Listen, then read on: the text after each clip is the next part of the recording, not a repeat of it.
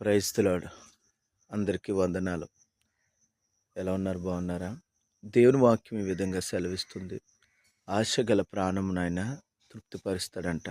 మరి మనం దేని కొరకు ఆశపడదాం? బంగారం కొరకు ఆశపడదామా? పేరు కొరకు ఆశపడదామా?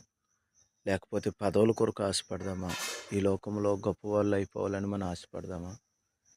ఇవన్నీ మనల్ని ఏదో ఒక దినాన ఒంటరి వాళ్ళని చేసి వెళ్ళిపోతాయి. వీటి వల్ల మనకు అవమానము, నిందలే వస్తాయి.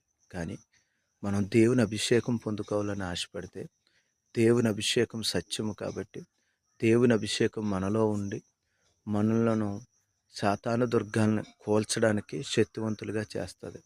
దేవుని అభిషేకం మనలో నిలిచుంటే దేవుని సన్నిధి మనం ఎప్పుడు అనుభవించగలుగుతాం. దేవుని కొరకు గొప్ప కార్యాలు చేయగలుగుతాం. కాబట్టి అటువంటి దేవుని అభిషేకం మనలో ఉంటే ఎక్కలేనంత కొండపైకి మనం ఎక్కగలం. రాకల్లో మనం ఎత్తబడే కృపను పొందుకోగలుగుతాం. అట్టి కృప దేవుడు మనకు దయచేయను గాక. ఆమేన్.